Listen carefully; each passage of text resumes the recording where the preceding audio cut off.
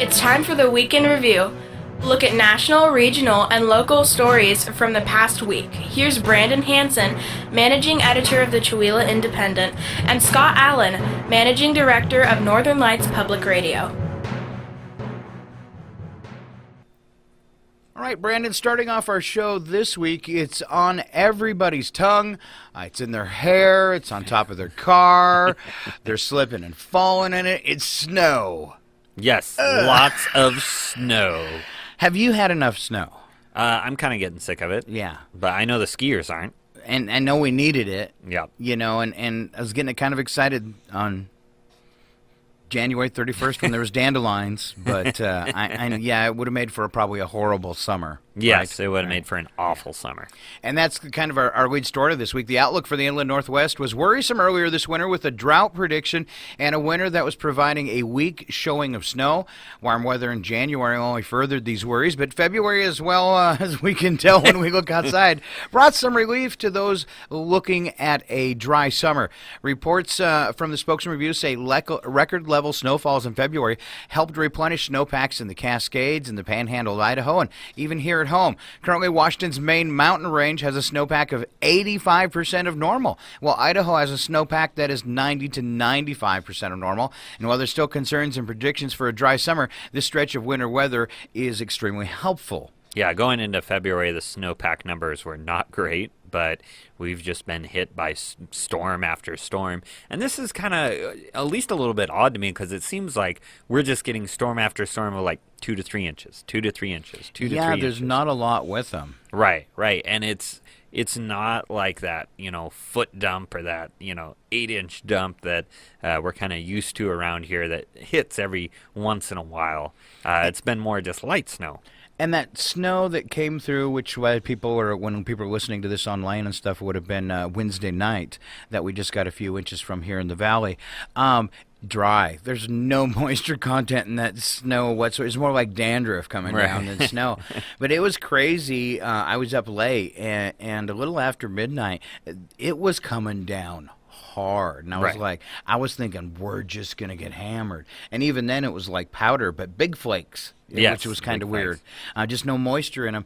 And I was expecting when I got up on Thursday morning to see a foot of snow, and what was there, 4 or 5 inches? Maybe 6? Maybe. Yeah. Maybe. So nothing too bad, nothing we can't handle. And so light, it's crazy. The guys plowing this morning had just going, what am I driving in? Yeah, what am I doing here? So yeah. But nice that it'll help if we have another dry, hot summer. And yeah, it is still kind of predicted to be drought conditions and a dry summer, but it's a lot nicer to go in with, close to normal snowpack as opposed to, 20 or 30% below normal snowpack. So, and the thing about this kind of weather is it's cold, so the snow's sticking around for a while. So hopefully that helps us out.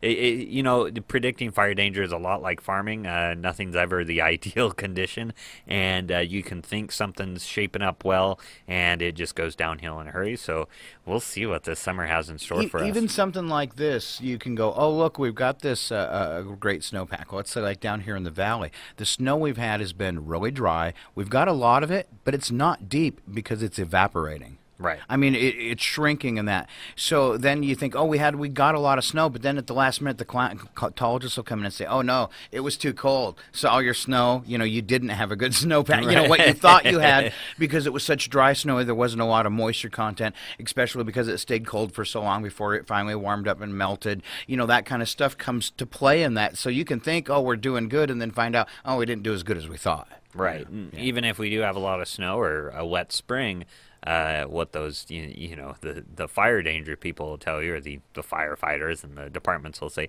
well, that just grows up fuels, grass and things like that. So there's no win. It's a no-win scenario. It's a no-win scenario there. So, all right. Speaking of a no-win scenario, the man who threatened law enforcement over the gun control initiative has been arrested and turned over to the FBI. Guess what town he's from?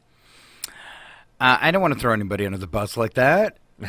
He's from Omak? He's from Omak. Yeah, 23-year-old man from Omak. Allegedly. Is that like our Florida? Yeah, that's our Florida. Yeah, sorry, Okanagan County. Sorry. This man allegedly made threats on Facebook to kill law enforcement officers. He has been arrested. Authorities apprehended Jaden H.W. Ledford at his, I believe, Omak apartment and charged him with 1 count of harassment. So he wasn't hard to find. He was not hard to find. He was then transferred to FBI custody. Why did he make those death threats? Well, a lot of sheriffs have come out in opposition to the gun control initiative, I-1639, which, has a lot of background checks. You have to safely store the guns, and you have to be 21 to buy an assault rifle, or as it's called. Semi-automatic rifle. And this guy, I kind of read his comments, and I think Facebook is getting to the point where you think you can write anything on there, like, oh, we need to get rid of the police and stuff like that. And I believe he supported the initiative, but I don't know why you would support a gun control initiative and then threaten to shoot law enforcement. So it's a bit of a contradiction there. Sounds like maybe he just needs some help.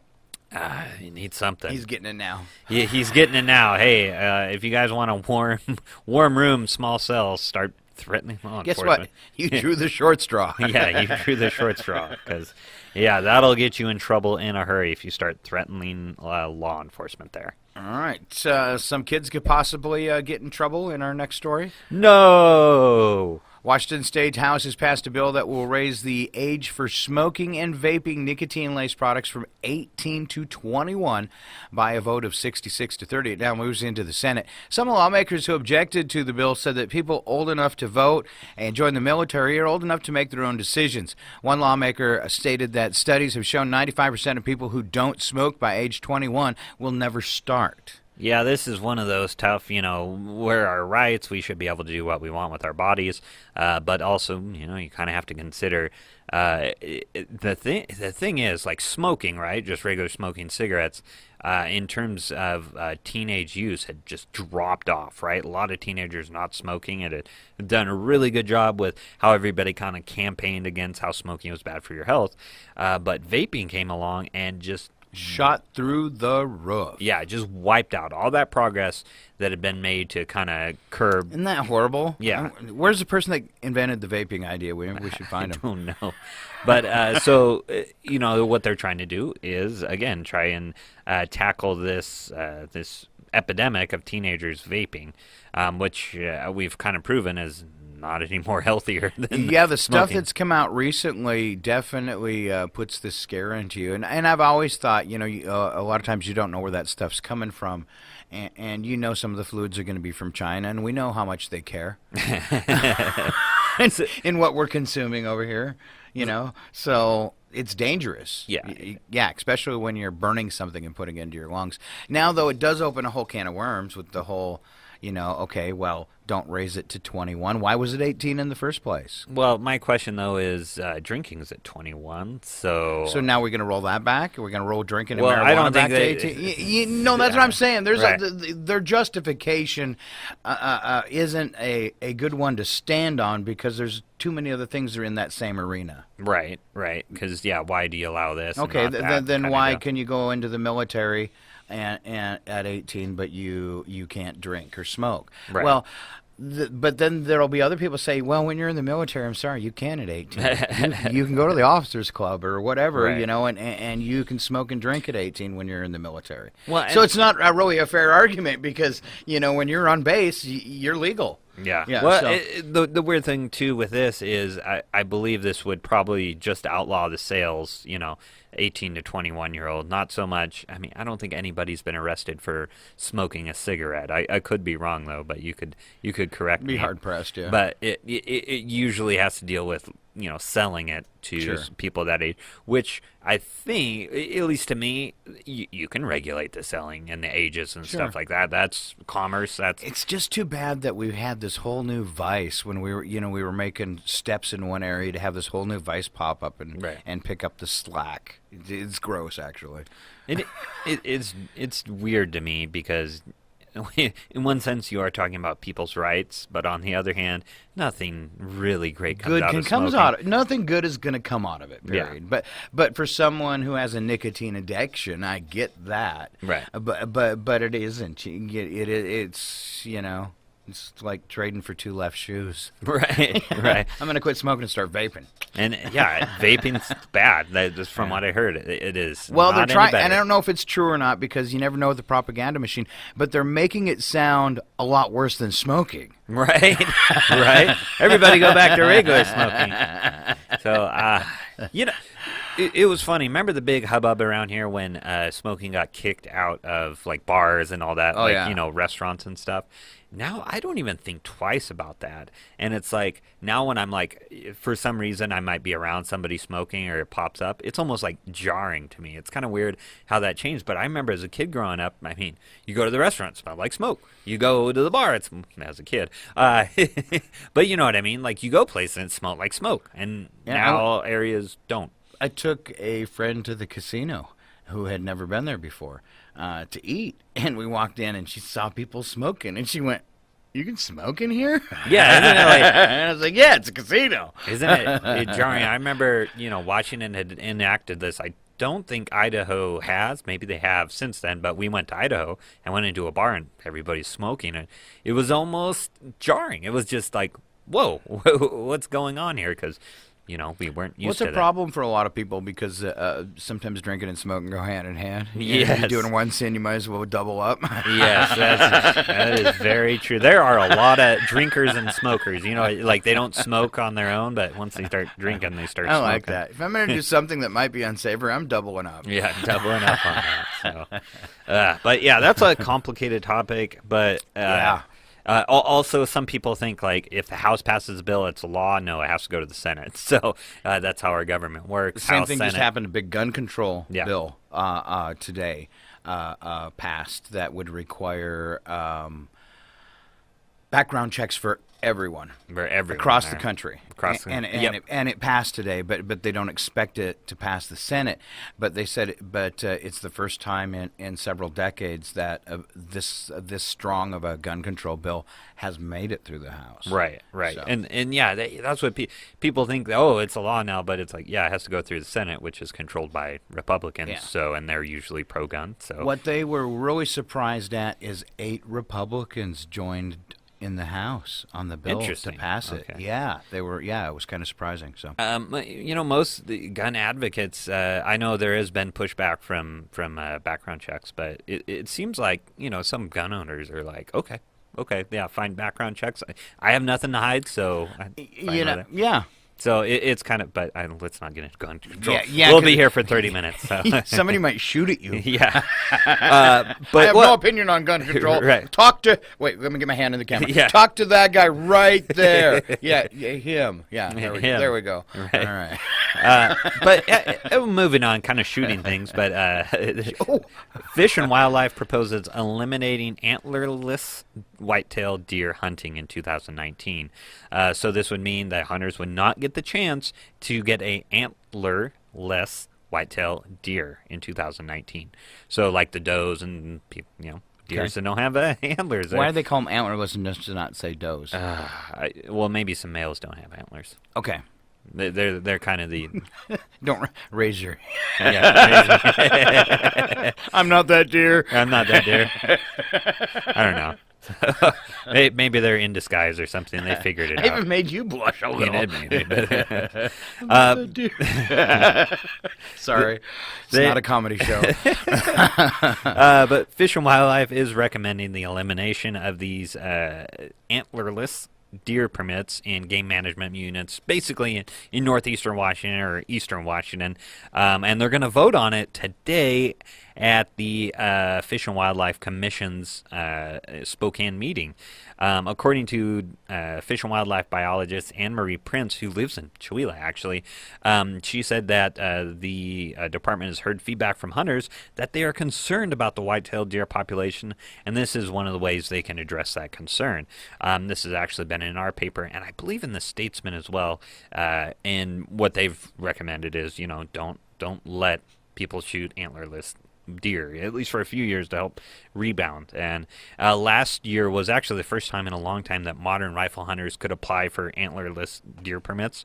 Before that, kids and disabled and elderly hunters could hunt these deer without antlers, as could bow and black powder hunters, which always cracks me up. Musket hunters, it always cracks me up hunting with. Sorry if you hunt with muskets, but makes me want to say ahoy! Ahoy, matey! You deer over there!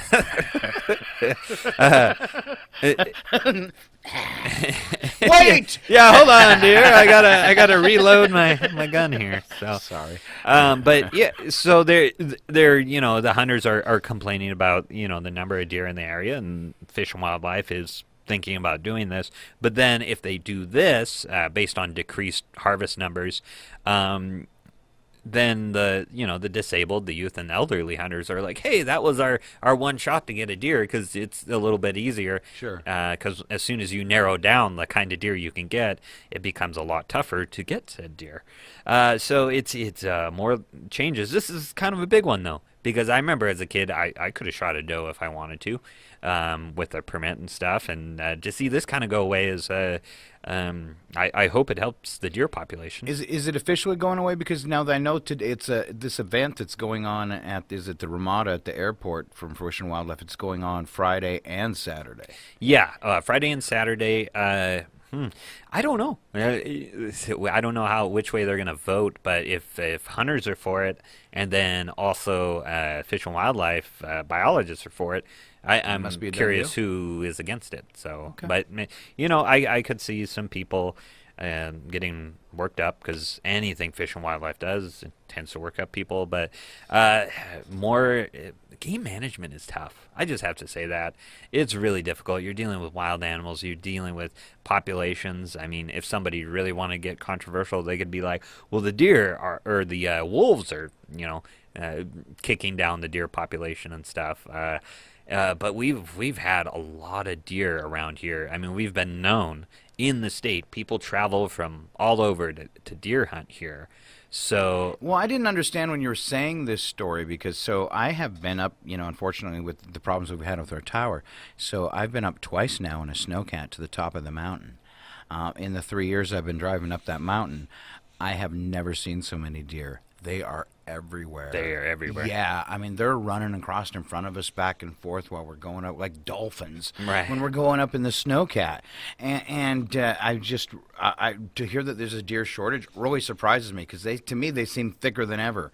Well, and that's, I mean, people say there's a deer shortage, but it's, again, like Facebook or just your buddy or something. I haven't seen as many deer. Now, Fish and Wildlife did say there were decreasing harvest numbers of people that actually shot a deer last year. But if you look at those charts, it's kind of a wave and a crest. It kind of looks like the stock market a little. It goes down, it goes up, it goes down, it goes up. So I don't think, in terms of responsibility as a news program, we can really go off, well, I saw deer, I saw deer, or listening to Joe Bob say he hasn't seen deer at his place. I'm just saying, when you were saying the story, I was like, wow, it seems like they're heavier to me, when I'm out. Yeah, I see deer driving, when I drive home up by Browns Lake. I see deer all the time, but that doesn't necessarily. I mean, that's my own personal experience, and this is what is hard. I feel from driving around in this part of Washington, they're overpopulated in the first place, but maybe they're not, But it just seems like there's so many vehicular accidents with deers. It's crazy, right? You think they'd learn from osmosis like cows. I mean, now they can just paint, grates on the highway on ramp, and a cow won't walk across the painting of a metal grate. Let's do that. Yeah. Why can't we train deers? I mean, this is getting ridiculous. But it's a hard go, because it's one of those kind of citizen science things. I hate that term, citizen science. Sure. Just anecdotes and what people think, because that doesn't really relate to reality. You kind of have to, and this bugs a lot of people, you kind of have to listen to the government sometimes, because they have the scientists out there doing the research on. I was going to say not listen to the government, listen to the scientists. Yeah. And people around here don't like listening to scientists, but it's and I like to qualify that when I'm spouting off about something on the morning show, is that I'm not a scientist. I just pretend to be one on the radio. Yeah, me too. I'm a scientist as well. So listen, I have no expertise in deer population, so I really can't, say one way or another. Oh, there's a lot of deer or there's no deer out there. And I really hate when people are quoted in articles that aren't experts on it, or just spouting off on Facebook about when they've done no research. And they can't do any research. I had 42 in my backyard yesterday. Yeah, exactly. Or I haven't seen deer. They're all gone. Yeah. They're all dead. And it's there's zombies. Oh, yes. Let's move on to the next story. I know you're excited about this. I know. I'm so excited. I was so excited. We should have had tape rolling early when Brandon said that I got to do the zombie story. I think I actually shivered. I was so excited. It's a horrible story. I just like zombies. A Center for Disease Control has issued a warning about a deadly disease known as chronic wasting disease in deer. We've heard about this before in our area. Terrifying. It infects the brain, the spine, the tissue of the elk, moose, and deer. And is this what they'll call sometimes blue tongue, or is that something totally different? It might be something different there, but it could be similar.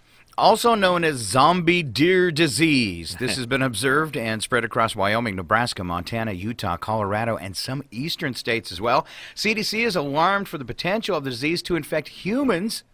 Uh-oh. No. Did I stop right there? The potential of this disease to infect humans after a July 2017 study showed monkeys who ate infected deer meat contracted the deadly disease. Uh-oh. That is scary. This is like Mad Cow 201. Mad deer disease. Oh, so like the whole zombie thing then. See? This is how it starts, people. This is how it starts, people. Remember, shoot them in the head. I'm sorry. But if a zombie deer comes at you, you probably should. No recorded case of CWD in a human is known as of yet, which is good. Symptoms for deer include emaciation from forgetting to eat. I wish I had that.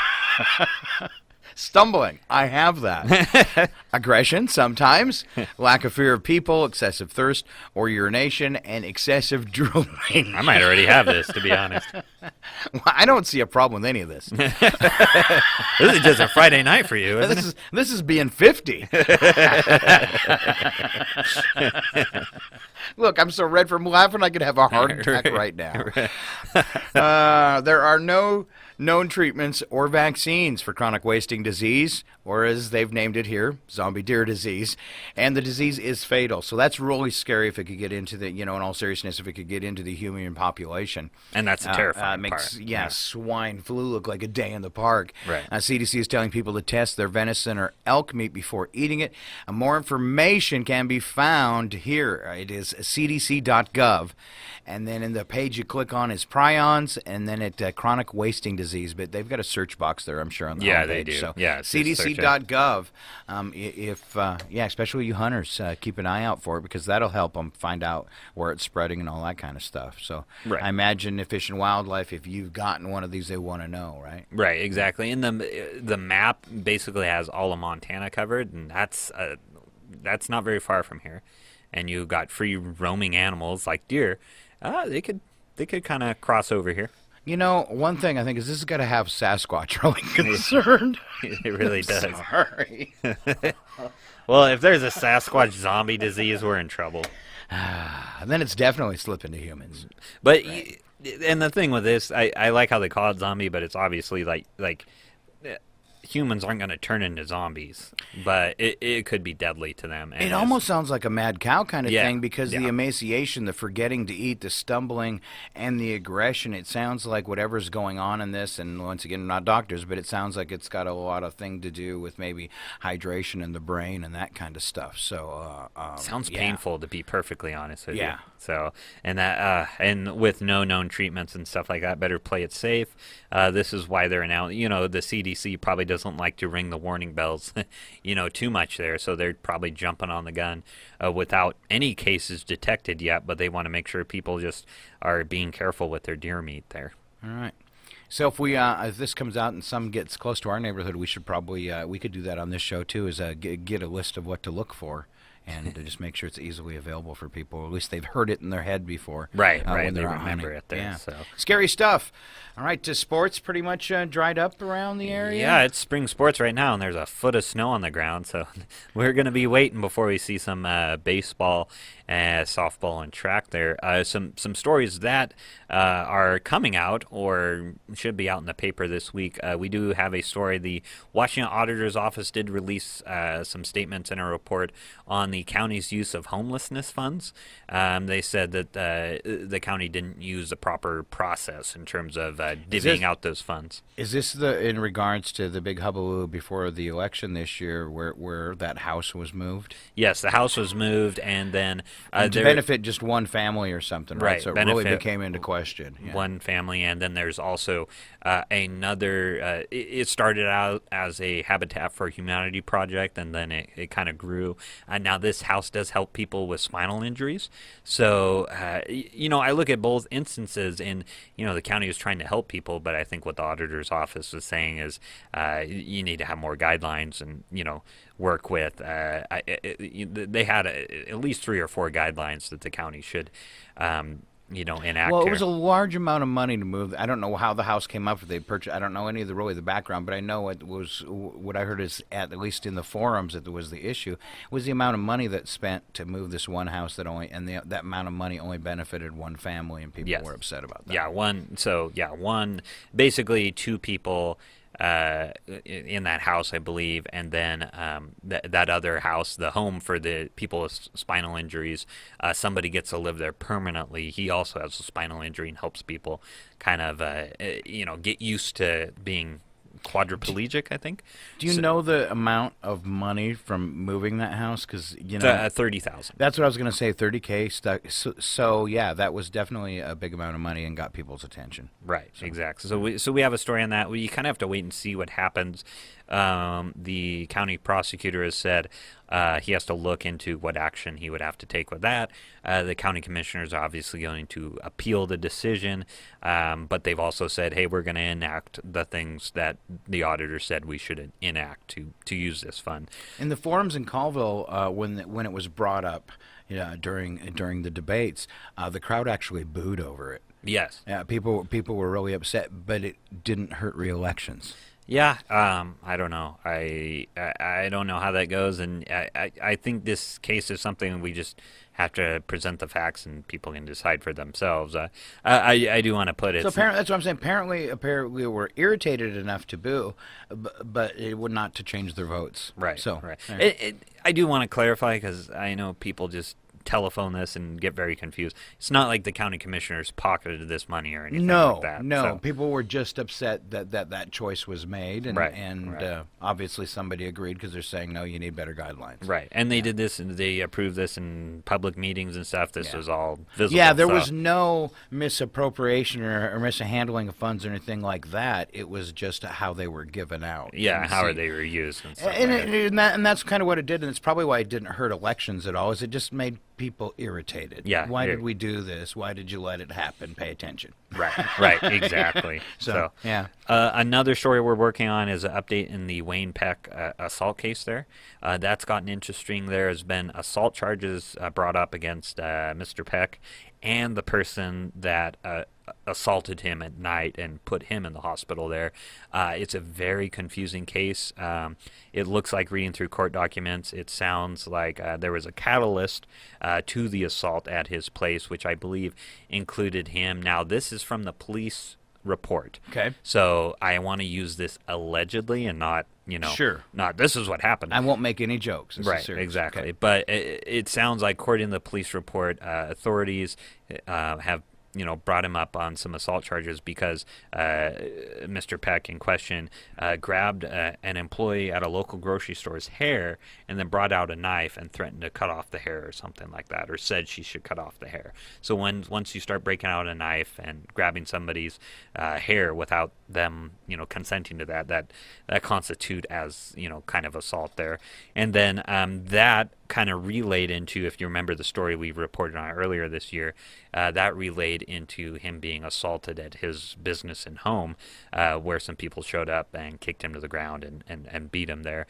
They do have somebody they've brought charges up against. I'm not going to say the name on the air because we need to go through the documents more and kind of skim them more. But they used, I believe, phone records to kind of find out who did it, and they were able to investigate and bring up charges against the person. So was the alleged second attack related to the first one in retaliation, or yes? Okay. Yes. Okay. Yes, it was in retaliation there. So, so drama there. I'm not going to pass any judgments or anything like that, but that's kind of an update on that Wayne Peck case, because I remember that was big news in town for quite some time there of what happened. So yeah, and everything about it was pretty hush hush and not known, of course, right, because of law enforcement involvement and all that stuff. So yeah, it's kind of difficult. All right. So all right, we didn't have any sports, so I think that's our show for this week. I am Scott. I'm Brandon.